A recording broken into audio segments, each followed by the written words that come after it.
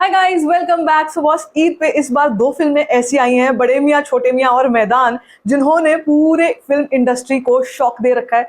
और एक चीज और निकल के आ रही है, खबर आ रही है कि भाई बहुत बड़ा मुंबई का एक थिएटर है जो शट डाउन होने जा रहा है 2 महीने के लिए, क्योंकि इतना नुकसान झेला है इन दोनों फिल्मों की वजह से। इसके बारे में बात करेंगे, सच्चाई क्या है एक्चुअली, थोड़ा सा उसको अनवेल करेंगे। साथ साथ में all India box office report, जिसमें सारी की सारी जितनी भी फिल्में इस वक्त पे बॉक्स ऑफिस पे चल रही हैं, सबकी एक ब्रीफ क्रिस्प रिपोर्ट आपसे मैं शेयर करने वाली हूँ इस वीडियो में। वीडियो को अंत तक जरूर देखो, चैनल करो सब्सक्राइब। सबसे पहले अबाउट दी हॉट टॉपिक, यार ये तो किसी ने नहीं सोचा था कि जब बड़े मियाँ छोटे मियाँ और मैदान ये दोनों आएंगी, क्लैश के बारे में बात हो रही है भाई, टक्कर पे टक्कर, ठीक है। ऐसे वाले मीम्स बन रहे हैं, ऐसे वाले वीडियोस बन रहे हैं जिनमें महामुकाबला होने जा रहा है। क्या ही होगा, मतलब बॉक्स ऑफिस तो धज्जियां उड़ जाएंगी।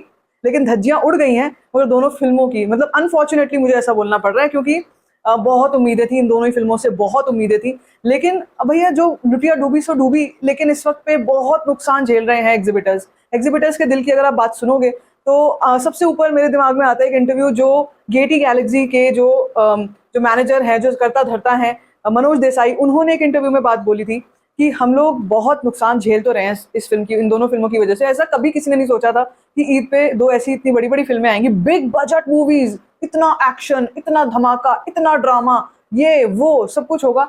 लेकिन नकार देगी जनता, सिरे से नकार देगी। अभी 14 दिन हुए हैं, आज 15वां दिन चल रहा है दोनों फिल्मों का, और 15वें दिन पे ऐसा लग रहा है जैसे काल पड़ा हुआ है बॉक्स ऑफिस पे। भाई जनता कहाँ है, ऑडियंस कहाँ है, एग्जिबिटर्स ढूंढ रहे हैं, वो हाल चल रहा है।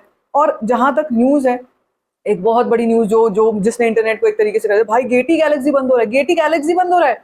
2 महीने के लिए शट डाउन कर रहे हैं। जितने भी बड़े बड़े थिएटर ओनर्स हैं उनको इतना नुकसान हुआ है इन दोनों फिल्मों से कि वो अपने थिएटर्स को 2 महीने के लिए शट डाउन कर रहे हैं। भाई कितना कुछ होता है, आप सोचो एक थिएटर को चलाने में कितनी लागत जाती है, स्टाफ है, इलेक्ट्रिसिटी है, कितना कुछ है, जितनी जो चीजें हमने सोची भी नहीं है, क्या क्या चीजें होती होंगी, पूरा मैनेजमेंट होता है, the entire process of running a theatre, वो सब चीजें हैं।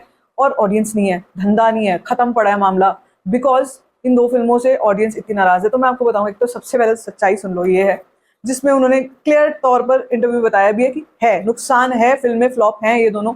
लेकिन जो रीजन है थिएटर के बंद होने का, वो बंद होने का रीजन ये नहीं है। बंद होने का रीजन ये है कि फिल्में जो हैं अभी एक तो ज्यादा आ नहीं रही है, और वो कुछ समय के लिए बंद हो रहे हैं, प्लस साथ में हम कुछ नए, उसमें रेनोवेशन का काम चल रहा है हमारे थिएटर में, प्रोजेक्टर्स नए लगे हैं, इसीलिए थिएटर बंद है, वरना और कोई रीजन नहीं है। ये जो रीजन है ये अपनी जगह वैलिड है कि दोनों ही फिल्में बहुत बकवास इन्होंने बिजनेस किया है, लेकिन लेकिन लेकिन खत्म नहीं हो गया बॉक्स ऑफिस। मतलब इतना किसी भी फिल्म में दम नहीं होता, इतना किसी भी चीज में दम नहीं होता कि अगर वो फ्लॉप हो जाए पूरा का पूरा धंधा बॉक्स ऑफिस का फ्लॉप हो जाएगा, ऐसा नहीं होता।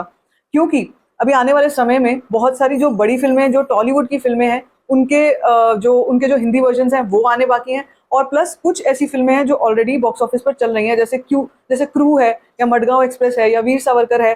ये फिल्में ऑर्गेनिकली अभी भी बॉक्स ऑफिस पर चल रही हैं, इसीलिए कोई भी ऐसा थिएटर नहीं है जो इन दो फिल्मों की वजह से बंद होगा, ऐसा नहीं है।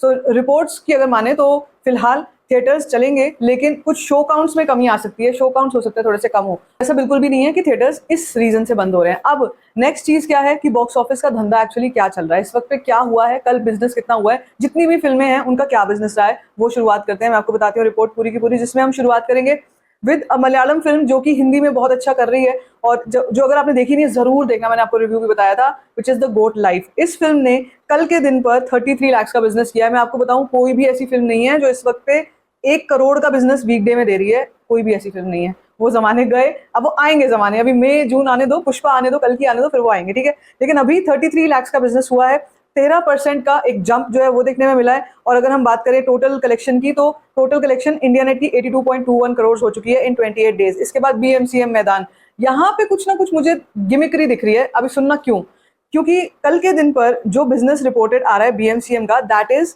80 लाख, 80 लाख। वो कैसे आया 80 लाख मुझे नहीं पता, क्योंकि 0% का ड्रॉप या जंप दिखाया जा रहा है, और टोटल इंडिया नेट कलेक्शन है 57.6 करोड़ की। अब अगर हम बात करते हैं मैदान की, मैदान ने भी 75 लाख का कल बिजनेस किया है। इतने कम टाइम में जब कोई बिजनेस आ नहीं रहा है फिल्मों का, तो 80 और 75 लाख कैसे कमा रही है? आई रियली डोंट नो, ये कहाँ से आ रहा है नंबर। 0% का ड्रॉप, 0% का ही जंप, ऐसा जो है कल के दिन पे रहा। खैर जो रिपोर्ट आ रही है वो मैं आपको बता रही हूँ।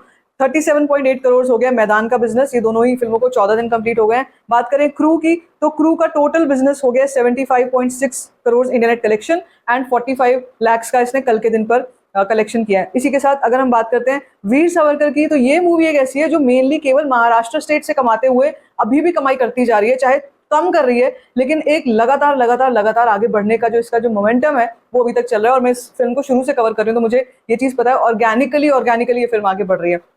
तो वीर सावरकर ने 10 लाख का बिजनेस किया है, केवल और केवल महाराष्ट्र की बात हो रही है यहाँ पर, और 25 करोड़ का इंडिया नेट कलेक्शन ये फिल्म बटोर चुकी है। अब मडगांव एक्सप्रेस की बात करते हैं, तो मडगांव एक्सप्रेस ने 17 लाख की कमाई करी कल के दिन पे, 34वें दिन पे अपने, और total India net collection 27.64 crore हो चुकी है। अगर ये फिल्म चलती जाती है इसी तरीके से ना, कुछ फिल्में ऐसी तो लंबे टाइम तक ऐसे ही चलती रहती हैं, स्लीपर हिट्स बोलते हैं जिनको, चलती रहती हैं, ये अगर ऐसे चलती रही तो अपना 50 लाख का ये बिजनेस, 50 लाख का ये जो बजट है वो रिकवर करने का दमखम रखती है, क्योंकि कॉमेडी है ना, तो कॉमेडी सबको देखनी है, और आज के टाइम में लोग तो वैसे ही दुखी परेशान है, तो एक अच्छी कॉमेडी आई हुई है। अब क्रू और मडगांव एक्सप्रेस इसीलिए ज्यादा चल रही है। मडगांव एक्सप्रेस 27.64 करोड़ का कलेक्शन उठा चुकी है। टिल्लू स्क्वायर अगेन एक ऐसी फिल्म है जो एंटरटेनर है, बहुत अच्छी है, लोगों को बहुत पसंद आ रही है, और इस फिल्म का टोटल बिजनेस हो चुका है 79.63 करोड़ कलेक्शन इसकी जो हो चुकी है, और इसी के साथ कल के दिन पे इसने 37 लाख की कलेक्शन करी है। अब अगर हम बात करते हैं इसी के साथ दो ऐसी फिल्मों की विच रिलीज रिसेंटली 6 दिन पहले रिलीज हुई है, दो और दो प्यार और LSD2, सबसे बड़ी महा डिजास्टर अगर इस साल को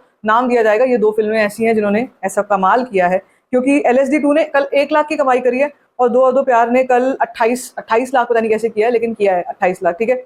और इंडिया नेट कलेक्शन की बात की जाए तो दो और दो प्यार 3.17 करोड़ कर चुकी है, और LSD2 82 लाख का टोटल अभी तक इंडिया नेट कलेक्शन कर चुकी है। इस फिल्म का बजट की अगर मैं बात करूं, LSD2 का बजट है 10 करोड़, और अगर मैं बात करूं दो और दो प्यार, तो इस फिल्म का बजट है 40 करोड़।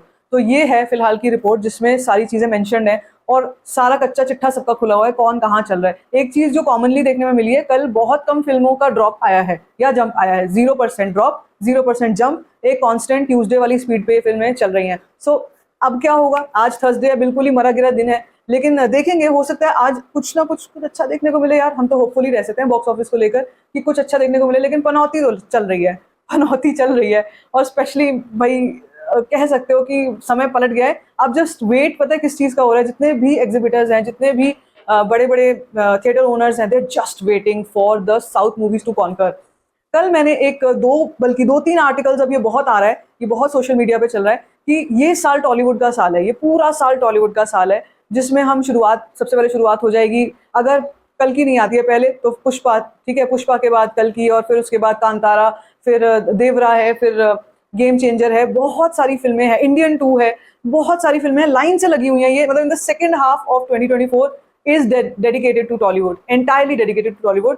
तलन आदर्श का भी एक वो आया था अबाउट, एक आर्टिकल आया था कि is Tollywood going to bail out Bollywood. Bail out तो देखो नहीं होगा यहाँ पे, और ही वॉज सेइंग कि ये उन लोगों के लिए स्पेशली जो साउथ वर्सेस नॉर्थ बोलते रहते हैं, साउथ वर्सेस बॉलीवुड करते रहते हैं, वर्सेस की बात नहीं है यहाँ पे यार, वो फिल्में ओरिजिनली हैं टॉलीवुड की, सो हाउ कैन यू से कि बॉलीवुड को बेल आउट कर देगी। हाँ, थोड़ा बॉक्स ऑफिस को बेल आउट कर देगी, दैट्स ट्रू, बॉलीवुड को बेल आउट नहीं करने वाली, बॉलीवुड अपनी जगह पे चल रहा है, 2025 में आएगा बॉलीवुड भी, लेकिन इस साल जो है ये साल मेनली है टॉलीवुड का। अभी आने वाले टाइम में खैर और फिल्में हैं, सिंघम की तरफ हम देख सकते हैं, या हम देख सकते हैं भूल भुलैया 3 आएगी, बहुत सारी और फिल्में हैं दिवाली के आसपास, लेकिन समय है अभी उसमें। फिलहाल ये है रिपोर्ट्स। क्या लगा है आपको सुन करके ये रिपोर्ट्स के बारे में, और कौन सी फिल्म को आप ज्यादा सपोर्ट करने वाले हो, let me know in the comment section. बाकी like this video, give it a thumbs up, don't forget to share it, and don't forget to subscribe to my channel.